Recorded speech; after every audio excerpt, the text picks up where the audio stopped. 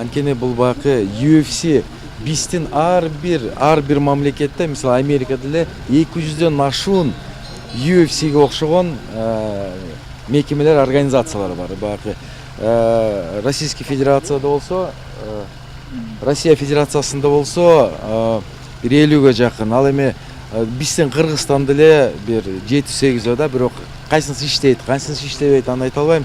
Бирок мен айткым келет эле, азыркы кезде биздин ВФ организациясы жылына 30тан ашык эл аралык турнирлерди өткөзүүгө жетишип, ошондуктан азыркы кезекте дүйнө жүзү боюнча баягы ВФ организациясынын аброю өтө чоң болуп турган кезеги болуп атат. Ошондуктан азыркы кезекте биздин балдар М1ден чемпиондуктар, жана Бусурманкулов, Абдибаев уулу дегендер, бул бир мисалды айта кетсем болот. Бул биздин кыргыз спортчулар үчүн аягында бир чоң көпүрө болуп турган кезеги болуп атат.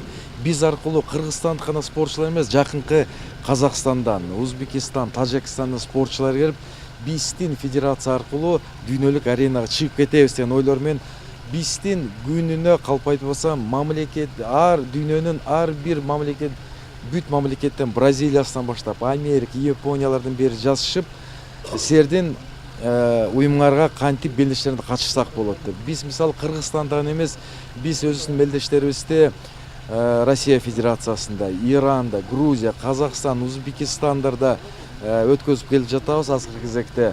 Ал эми мисалы эң жакынкы десек болот, 20-июнда Токиодо аябагында чоң эл аралык турнир өткөзүп, дагы да болсо аброюбузду чоңойтуп, дагы да болсо биздин спортчулардын рейтингин чоңойтобуз деген бир жакшы ой менен Японияда өткөзөлү деп атабыз азыркы кезекте. Ушундай бир интервьюларга барып калганда кыз кишинин ушу спортко болгон ролу кандай? Ушу биз кыз кишилер тренировка кылабы, ушу силердин октагонго чыгабы деген суроого мындай жооп берет элем.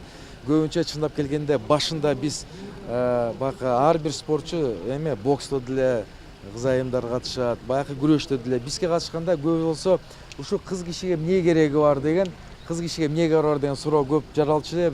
Мен айтар элем, азыркы кезекте ушу кыз башы менен биздин Валентина Шевченко биздин эң кыйын баатыр мушкерлерибизге баягы орусча айтканда пример болуп турган кезеги болуп атат. Биздин эң кыйын мушкерлерибиз деги эле UFC-ге кириши бул ушундай бир аябагандай оор нерсе. Өтө бир UFC-ге деги эле чемпион болуш эмес, UFC-ге катталыш, бир 3 беттешке контракт түзүш эле биз ар бир мен кыйынмы, мен спортчумун бул бир уктаганда түшүнө кирип ошону эңсеген бул UFC да.